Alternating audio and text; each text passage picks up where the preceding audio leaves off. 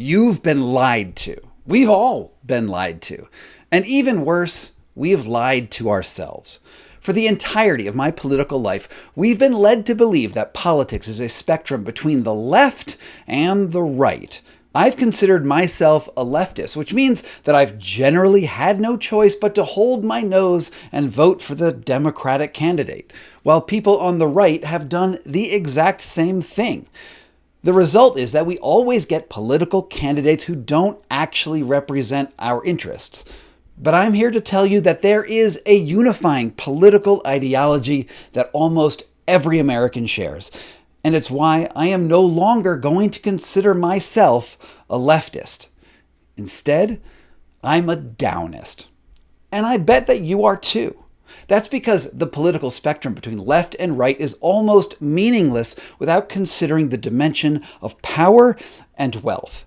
The upists are the billionaires, the oligarchs, and the power brokers whose only unifying political ideology is to concentrate power and wealth into their own hands. The downists, you and me, are just trying to grab a little of that power back for ourselves. That is to say, that the most important political divide in the country has almost nothing to do with the Democrat or Republican parties. Instead, we need to concern ourselves with how any of us can continue to survive in a nation and economy controlled by the 1% who collude in the open and behind closed doors to constrain every choice that we make. They own the platforms where we discuss politics and algorithmically funnel our outrage so it's directed at each other and not them. They fix prices and consolidate companies into ever smaller hands. They fund candidates on both sides with just a little rhetorical flavoring difference and work to keep their own positions safe. Both the Democrats and the Republicans will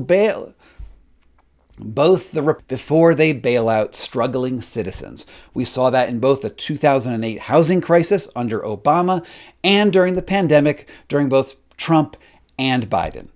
If we recognize this reality, we, the downists, can stop them. But if we don't come together soon, we're all going to lose. You've probably already been in an argument with someone on the other side of that left-right divide that boiled down to political name-calling, where one side was a fascist and the other was a radical Marxist, even though neither one of you was so extreme in your beliefs. That's because it's not helpful to think about either Stalin or Hitler on a simply linear spectrum. But if you add another dimension, well, they start to make perfect sense. Hitler was upright, with power centralized among Nazi flunkies in a small circle of ultra-capitalists. And Stalin nationalized his nation's economy and concentrated all of his power to his subordinates.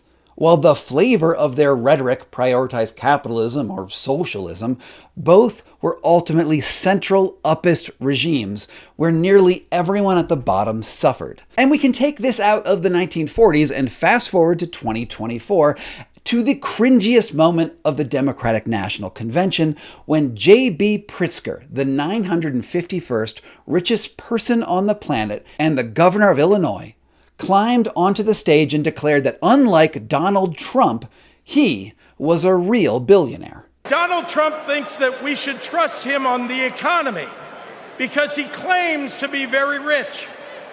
But take it from an actual billionaire.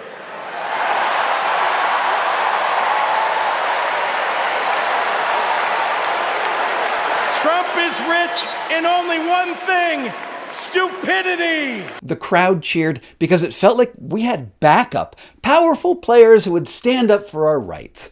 But in what world is the scion of a luxury hotel brand a man of the people? Just a few weeks ago, this same freedom-fighting Democrat helped out his billionaire buddy Jeff Bezos to block safety regulations for Amazon workers. That's because he's an upist, not a leftist.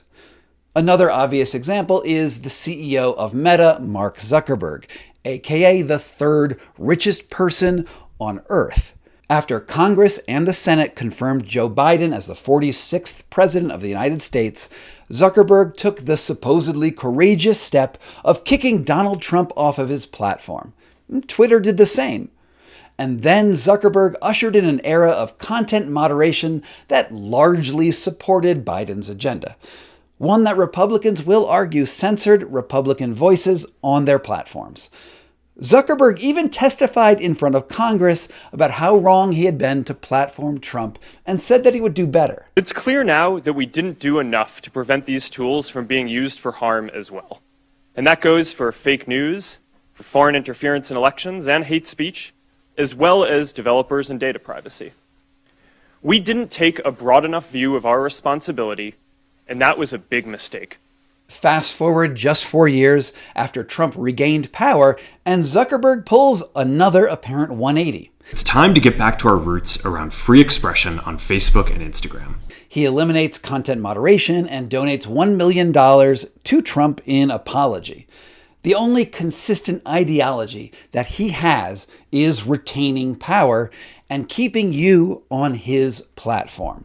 It has nothing to do with politics of left and right, and entirely in the politics of up and down. Indeed, just think about the social media platform where you are encountering this video right now. It promotes content that divides people into two emotionally charged camps. But it doesn't only incite rage online. It also blunts real-world activism.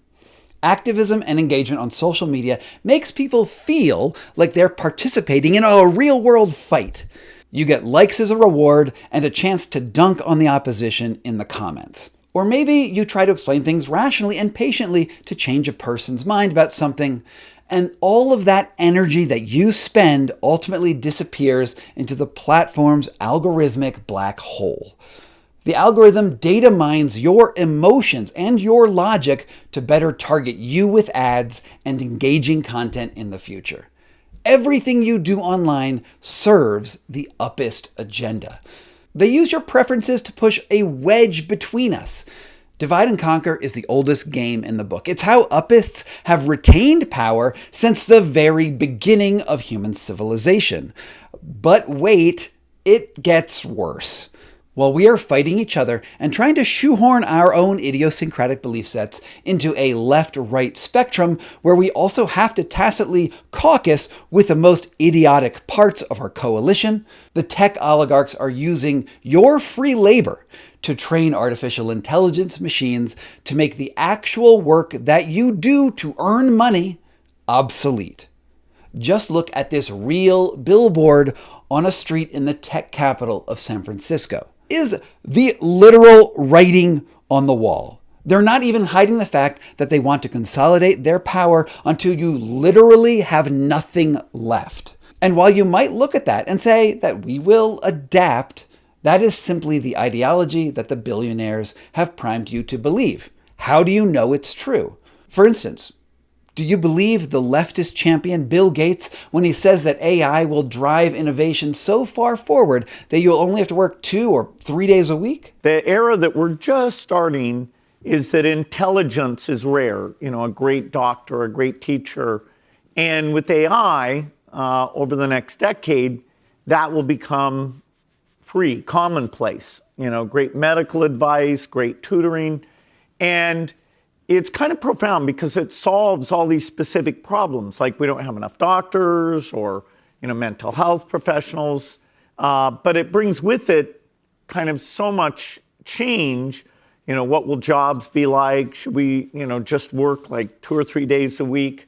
If that's true, I have to ask, is that because you can only find 2 days of work a week? Are you going to be paid the same amount as you would if you worked 5 days? Are billionaires like Gates really planning to make you more money? Or did they get rich because they made themselves more money at your expense?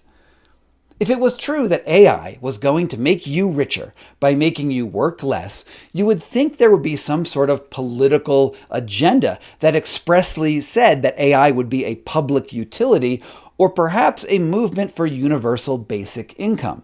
But that is not what I am seeing in the political ether. Please direct me towards a politician who is saying that. But you're free to disagree with me in my assessment. If you trust Bill Gates and Elon Musk and Mark Zuckerberg and George Soros and Jeff Bezos and believe in the story that they are telling you, then you are probably an uppist too. You're placing faith in billionaires that their success will buoy your own. And perhaps you're right. Perhaps you have what it takes to become a billionaire yourself. That everybody on this stream could be a billionaire. But for everyone else, those of us who have realized that power only concentrates itself, it's time to get down. There are political candidates out there right now who don't neatly fit into the left-right divide, and I encourage you to start talking about them, not only online, but preferably in person. Because if there's one thing that I know for sure, the revolution isn't going to happen on social media. It's going to happen despite it. AOC and Bernie Sanders are the loudest on the down left. And if you listen to what they are saying, I wouldn't call them standard Democrats at all. In fact, the DNC did everything that it could to make it impossible for Sanders to win the presidential nomination, and instead gave it to the uppist candidate Hillary Clinton. Now, you may not agree with everything that Sanders or AOC says, but they are both explicitly anti-oligarch. They're downist with a leftist flavor. And I'm certain that there are also voices on the right saying the same thing, and I would love you to put them down in the comments so I can go absorb their content, because I do want to see what they have to say. But when I talk with people who are on the right, they basically all agree that billionaires and the concentration of power and shady secret agendas are to blame for our horribly inequitable system. We, the people, have a chance right now to reform politics and start a movement that ignores the false dichotomy of right and left and proves that the vast majority of us have been on the same side all along. We've just been convinced to fight each other in the gladiatorial arena of online engagement farming. So tell me what you think. Are you a downist too? More importantly, are you willing to talk to someone on the other side of the political spectrum and find common ground? Let me know down in the comments. For those of you who thought this video was useful, I'd love you to come and sign up for my newsletter over at Substack, where I will tell you about how I am currently suing all of the AI platforms for stealing our creative labor and trying to make us like worthless peons to the tech bro oligarchy. And I know that Substack is probably not the best platform out there. It is run by billionaire tech bros as well, but at least it's not Google or Facebook. If you sign up early to be a premium member, you'll get my reporting a few days early, and more important, you will help keep this feisty, independent journalism alive in the age of mass media overreach. And that's cool. That's a good thing. There's a link down below in the description if you want to join up, also in the pinned comment. From PokeyBear LLC in Denver, Colorado, this was Scott Carney Investigates.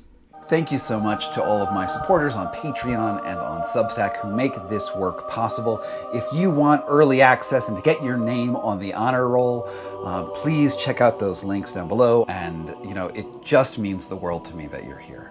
From PokeyBear LLC in Denver, Colorado, this was Scott Carney Investigates.